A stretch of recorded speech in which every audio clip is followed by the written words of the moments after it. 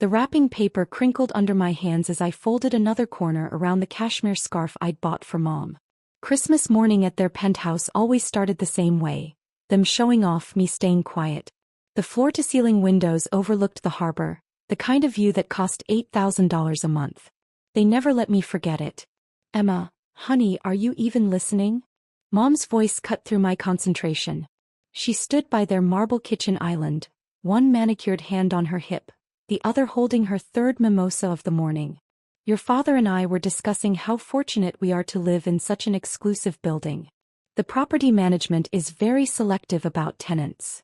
I smiled and continued wrapping. That's nice, Mom. Nice. Dad chuckled from his leather recliner, setting down his newspaper. It's exceptional. Do you know what the average renter in this building earns? 6 figures minimum. Most are 7-figure executives or entrepreneurs.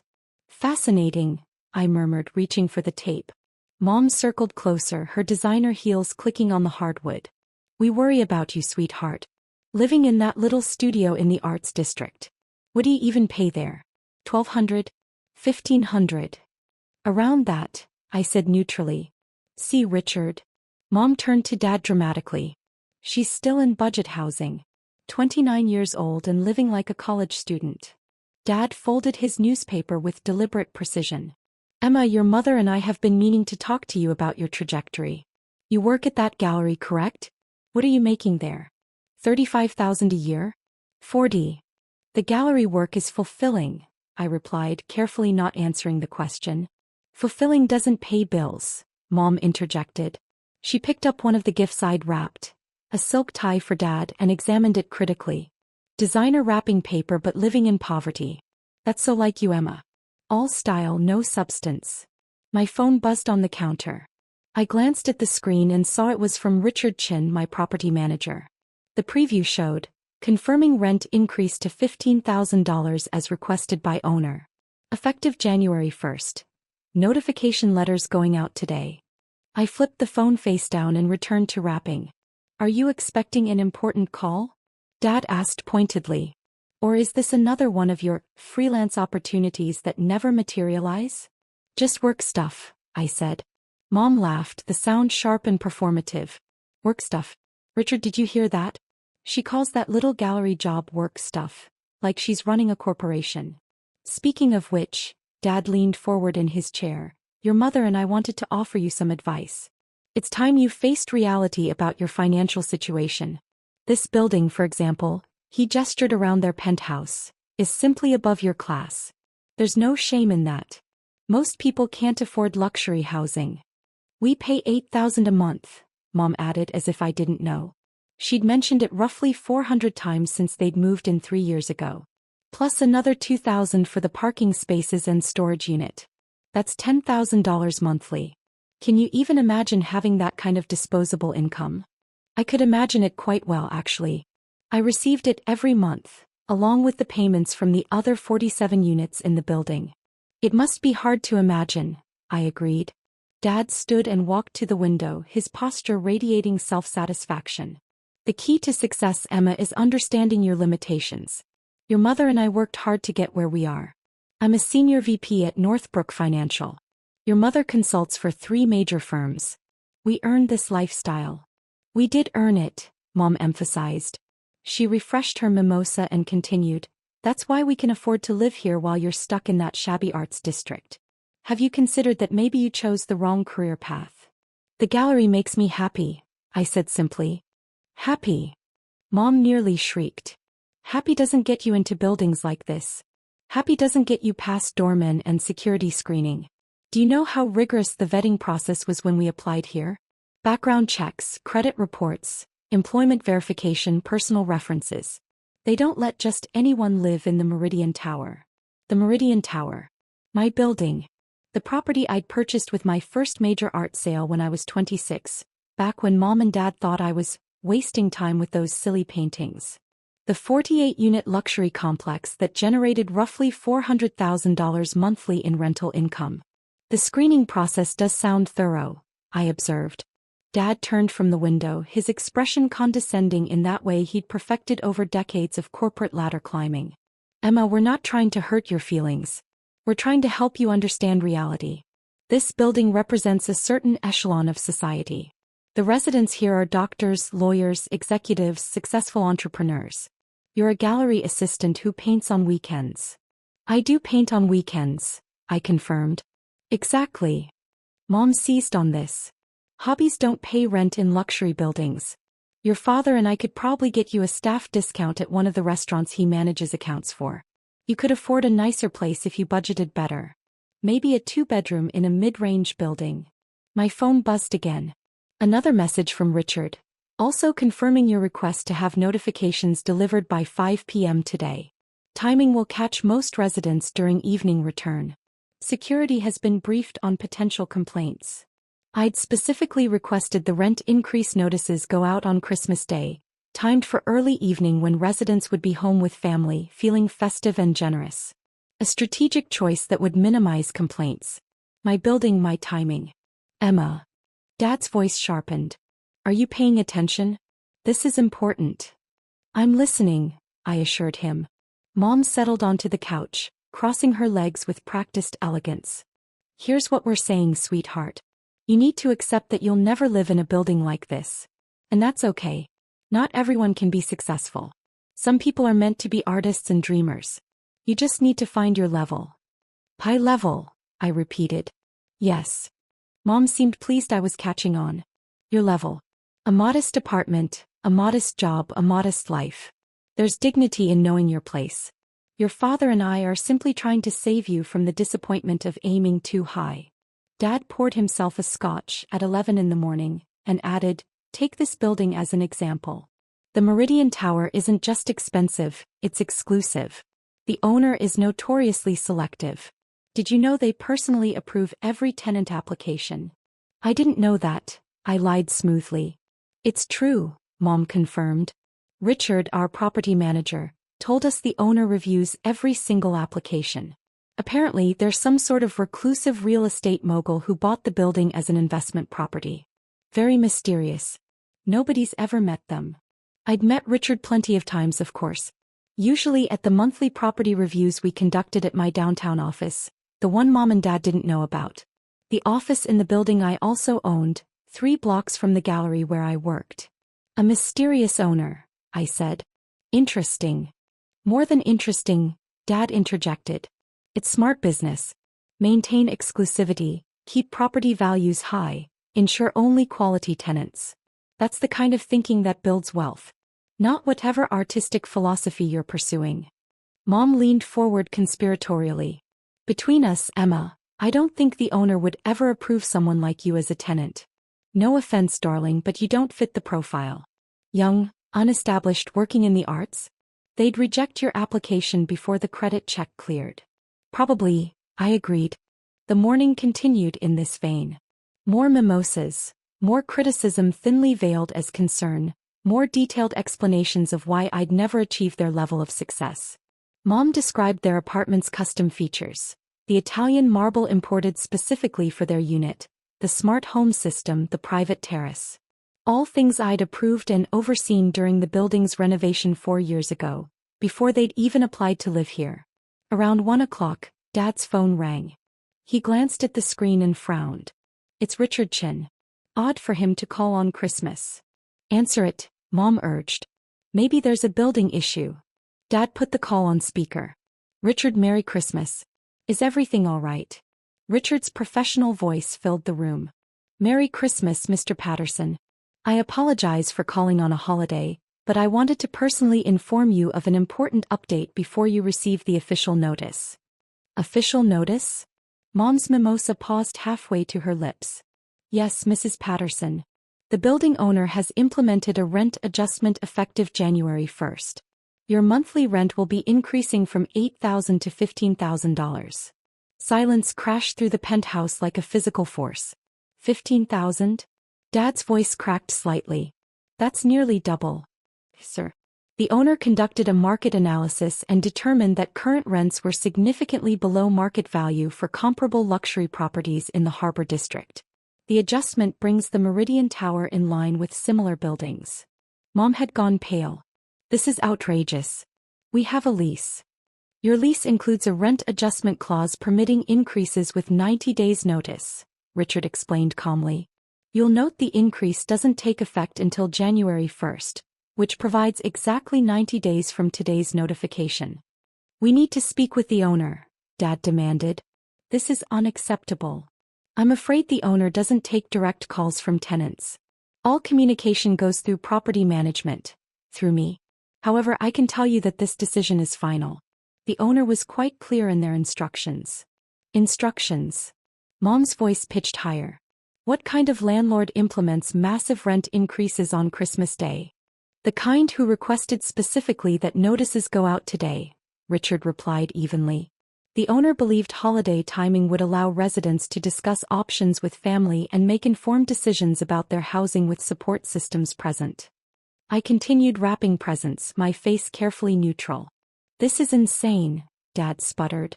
$15,000 a month? That's $180,000 annually just for rent. Plus parking and storage, which are also increasing proportionally, Richard added helpfully. Your new total monthly cost will be approximately $18,000. Mom looked like she might faint. Richard, there must be some mistake. We're model tenants. We pay on time, we don't complain, we maintain the property beautifully. Surely the owner will make exceptions for long-time residents. The rent increase is building-wide, Richard confirmed.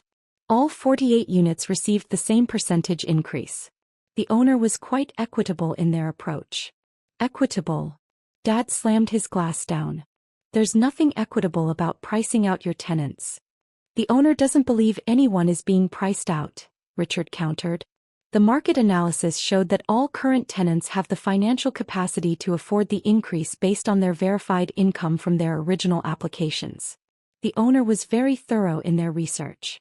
Mom and Dad exchanged panicked glances. I knew exactly what they were thinking. They'd stretched their budget to afford $8,000. $15,000 would break them. We need time, Mom said desperately. Can we negotiate a gradual increase? Maybe spread it over several years. I'm afraid not. The owner was firm on the timeline and amount. However, if you choose not to renew at the new rate, you have 90 days to find alternative housing. The owner has already indicated they have a waiting list of prospective tenants eager to pay the new rate. Of course, there was a waiting list. The Meridian Tower was the most prestigious address in the Harbor District. I'd received 43 applications in the past month alone for units that weren't even vacant yet. This is corporate greed, Dad pronounced, falling back on the righteous indignation that usually served him well in board meetings. Heartless capitalism at its worst. I'll pass your feedback to the owner, Richard said diplomatically. Is there anything else I can help you with today? Yes, Mom snapped. Tell your mysterious owner that they're destroying families with this kind of ruthless profiteering. I'll include that in my report. Merry Christmas to you both. The call ended. The silence that followed was deafening. Dad stared at his phone like it had personally betrayed him. $18,000 a month. That's more than my mortgage was when we bought our first house. What are we going to do? Mom's voice had lost all its earlier smugness. We can't afford that. Not with my consulting business slowing down and your company's hiring freeze. Wait, I said innocently. I thought you said you worked hard and earned this lifestyle? That you could afford luxury housing because of your success. Mom's head snapped toward me. This is different. This is price gouging. Is it? I asked mildly. Or is it just the market rate for exclusive housing in a selective building? Don't you dare, Dad warned, his face reddening. Don't you dare use our words against us right now. I'm just trying to understand, I continued, my voice pleasant. Earlier you said I needed to accept my limitations and know my level. You said this building was above my class. But now it seems like maybe it's above yours too. This isn't the same thing. Mom protested. We could afford the original rent. This is an unexpected increase. Life has unexpected costs, I observed, echoing Dad's favorite lecture. Isn't that what you always told me? That successful people adapt and find solutions. Dad pointed a shaking finger at me. This is not the time for your sass, Emma. We're facing a serious financial crisis here. Are you? I set down my wrapping paper. Because a few hours ago you were telling me about your disposable income and your earned success. Has that changed? Mom's eyes narrowed. You're enjoying this. You're actually enjoying watching us panic. I'm not enjoying anything, I said truthfully. I'm just listening to you discuss your financial situation the same way you discussed mine this morning. It's completely different. Dad insisted. We're your parents. We were trying to help you understand reality. And now reality is helping you understand something, I replied calmly. Mom stood abruptly, her earlier elegance replaced by frantic energy. We need to call other buildings, check availability, see what else is on the market. Richard, maybe we can find something comparable for less. Maybe something in the mid-range? I suggested helpfully. A 2-bedroom in a budget-friendly building? I hear there are some nice places in the Arts District. The Arts District? Mom looked horrified. That's where you live. We can't move there. Why not? I asked. You were just telling me I should find my level. Maybe it's time you found yours. Dad's face had progressed from red to purple. Emma Louise Patterson, that is enough. Show some respect. We're in crisis mode here. I can see that, I said. What's your plan? Mom had her phone out, frantically scrolling through rental listings. Everything comparable is even more expensive. The Harborview apartments want $17,000 for a 2-bedroom. The seaside residences are $19,000 for anything with a water view. Supply and demand, I noted. That's basic economics. The kind of economics successful people understand. Stop it. Mom shrieked. Just stop it. This isn't funny. I never said it was funny, I replied.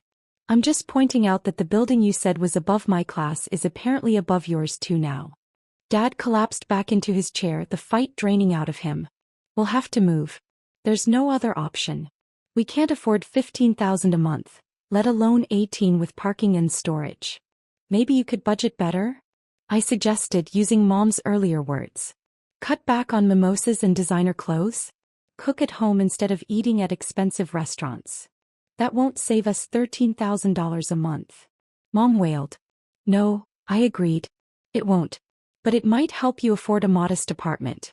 There's dignity in knowing your place, remember? Mom's eyes filled with tears, real ones, not the manipulative kind she usually deployed. How can you be so cruel? We're your parents. Don't you care that we're about to lose our home? The way you cared about my shabby studio this morning? I asked quietly. The way you cared about my budget housing and my poor career choices? Dad looked up at me, and for the first time, I saw something that might have been understanding in his eyes. You're making a point. Am I? I asked. Yes, he said heavily. You're showing us how it feels to be judged and dismissed. To have our choices mocked and our situation belittled. That's very insightful, Dad. Mom wiped her eyes, mascara smearing. So what? You get to feel superior now? You get to watch us scramble and struggle. No, I said simply. I get to finish wrapping your Christmas presents and then tell you something important. What could possibly be important right now? Mom demanded. I reached for my phone and pulled up my email, then turned the screen toward them. It showed the message chain between me and Richard Chin, with a very clear header. From Emma Patterson, owner, Meridian Properties LLC. They both stared at the screen. Then at me. Then back at the screen. What is this? Dad's voice came out barely above a whisper. What it looks like, I replied. I'm your landlord. I've been your landlord for 3 years. Mom made a sound like a dying balloon. That's impossible. It's very possible. I bought the Meridian Tower 4 years ago when I was 26. I renovated it, hired Richard as property manager, and began renting units. You applied 2 years after I purchased it. Richard brought me your application. I approved it. But you work at a gallery, Dad protested weakly. I own a gallery, I corrected. I also own 6 other commercial properties downtown, 3 residential buildings in the Harbor District, and a mixed-use development in the Arts District. My portfolio is worth approximately $47 million. The gallery is where I display my art. It's also a profitable business, but mostly it's my passion project. Silence. Complete, absolute silence. Mom finally found words. Your art. You said you sold paintings. I did. My first major sale was for $8 million. I was 25. I used $6 million of it as a down payment on the Meridian Tower. The The building was undervalued because the previous owner neglected maintenance. I renovated it, increased its value by 200% and began generating steady income.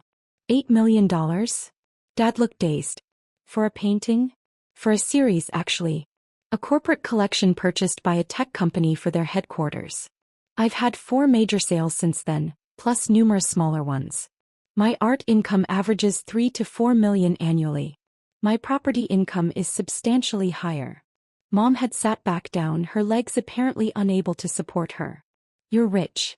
Yes, I confirmed. I'm rich. The kind of rich that makes your 6-figure incomes look modest. I could buy your lifestyle 50 times over and still have money left to invest. But you live in that studio, Mom protested. You dress simply. You work at the gallery. You drive a 10-year-old Honda. I live in that studio because it's where I paint. I dress simply because designer clothes don't improve my art. I work at the gallery because I love art. I drive a Honda because it runs well and I don't care about status symbols. Dad's brain was visibly processing. The rent increase. You implemented it. Today. On Christmas. Yes, I said calmly. I implemented it today because you spent this entire morning telling me I was below your class. That I'd never afford a building like this. That I needed to know my place. I wanted you to understand what it feels like to have your worth measured by your address. That's vindictive, Mom whispered. Is it? Or is it just market rate adjustment? Richard wasn't lying. Comparable buildings do charge $15,000 to $19,000 for units like yours. I've actually been undercharging for 3 years. The increase is legitimate. But we can't afford it, Dad said hoarsely. No, I agreed. You can't. Just like I supposedly couldn't afford it according to you. The difference is I actually own it. Mom's hands trembled around her phone. So what happens now? You evict us? Force us out onto the street to prove your point. I looked at her for a long moment. What do you think I should do, Mom? I think you should show mercy, she burst out. We're your parents. You can't just throw us out. The same parents who spent this morning mocking my career and my lifestyle? The same parents who told me I'd never amount to anything? Those parents. We were just worried about you, Dad tried. No, I said firmly. You were judging me. There's a difference. You've been judging me for years. Every time I chose art over corporate jobs. Every time I picked passion over prestige. Every family gathering, every phone call, every visit, judgment. So this is revenge? Mom's voice broke. No, I said quietly. This is consequence. You told me that successful people understand their limitations. You told me to know my place. I'm simply helping you understand yours. Dad rubbed his face with both hands. What do you want from us, Emma? An apology. Do you think you owe me one? He really looked at me for maybe the first time in years. Yes. Yes, I think we owe you several. Hundreds, probably. We didn't know, Mom protested. We thought you were struggling. You thought I was beneath you, I corrected. You thought my choices were wrong because they didn't match yours. You never asked about my life. You never showed interest in my work. You just assumed that because I didn't flaunt wealth, I didn't have it. That's not fair, Mom tried. Isn't it? Mom, how many times have you visited my studio in 4 years? How many of my gallery showings have you attended? She opened her mouth, then closed it. I don't know. A few. 0, I said. You've been to 0 showings. Dad's been to 1 and he left early to take a work call. You've never seen my studio. You've never asked about my art career beyond dismissive comments about my hobby. Dad's shoulders sagged. You're right. Richard, I said, startling them both. I'm sorry. You said I was right. About what specifically? He met my eyes. About all of it. We judged you. We dismissed your choices. We measured your worth by our standards instead of trying to understand yours. We were terrible parents about this. We were terrible parents, Mom echoed, tears flowing freely now. Emma, I'm so sorry. I'm so sorry. I let the apology hang in the air for a moment. Do you mean that? Or are you just afraid of being evicted? Both, Dad admitted. I won't lie, I'm terrified of losing our home. But I'm more terrified that we've damaged our relationship with our daughter beyond repair. Mom nodded frantically. We were wrong. About everything. Your art, your choices, your life. We were so wrong. I picked up my phone and typed a quick message to Richard, then set it down. The rent increase stands for the building. Market rate is market rate. Mom's face fell. But we can't. However, I continued, I'm implementing an exception for Unit 47. Your unit. The rent will remain at $8,000 monthly, locked in for the next 5 years with no increases. After that, we'll reassess based on your financial situation.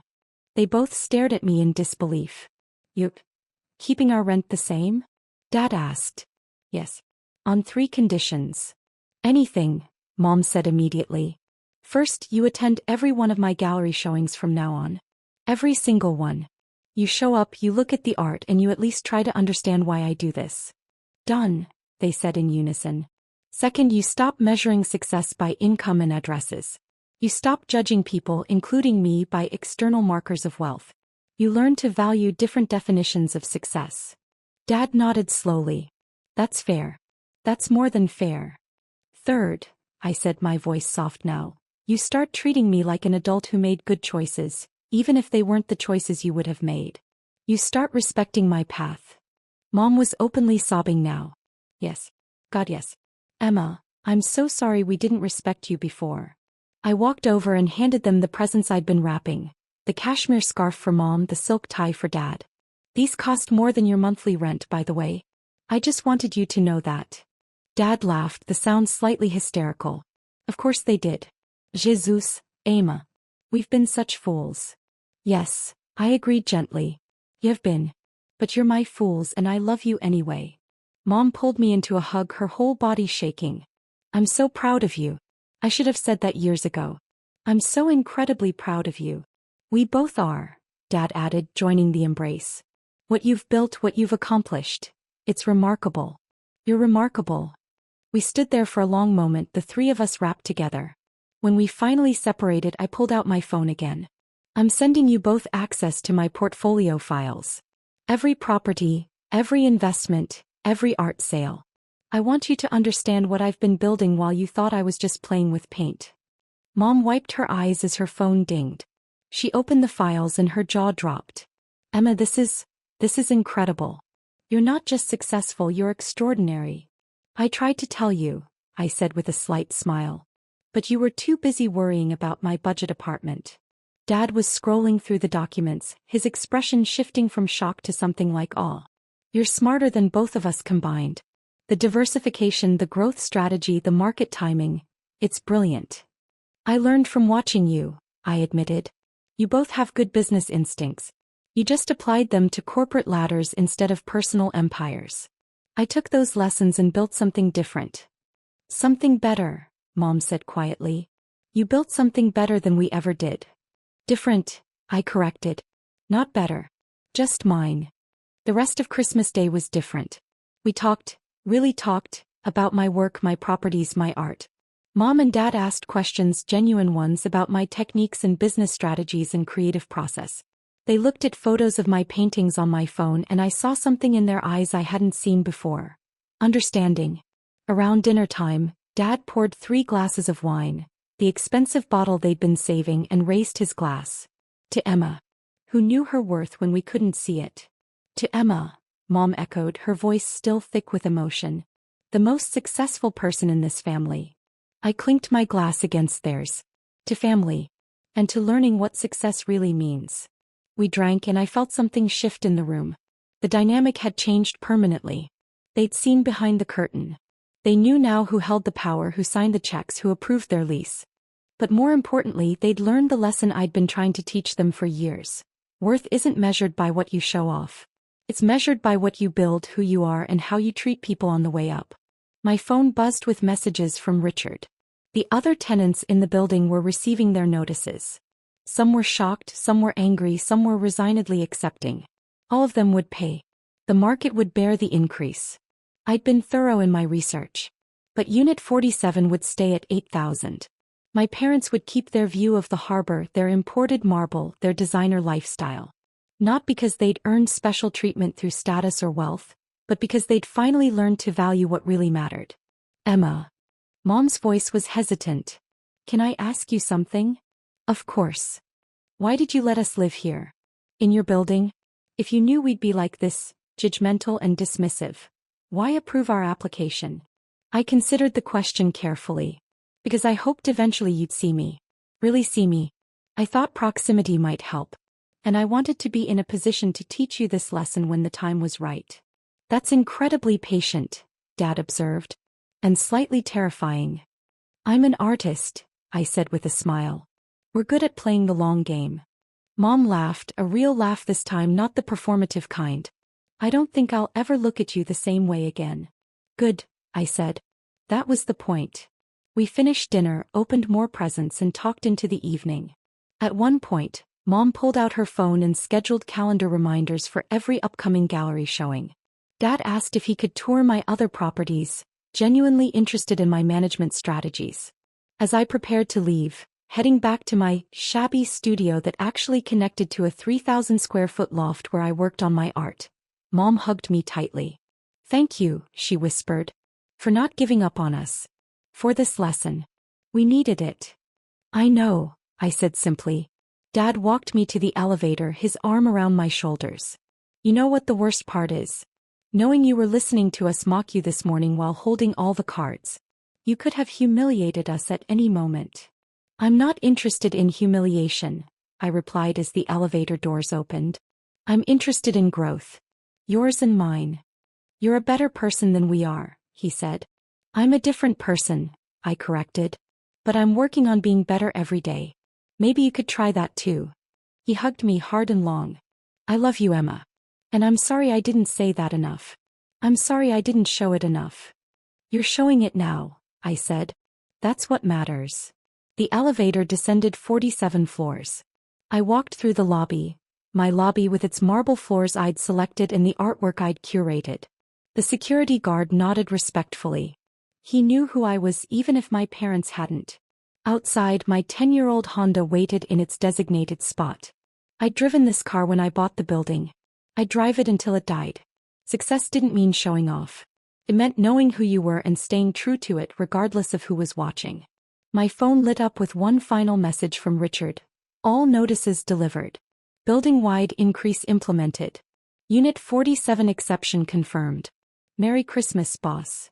I smiled and typed back, Merry Christmas, Richard. See you at the January review meeting. Then I drove home, to my modest studio that nobody knew was connected to a creative empire, to my simple life that funded a complex business empire, to my humble existence that proved worth wasn't about what you showed the world. It was about what you built when nobody was watching. And what I'd built was extraordinary,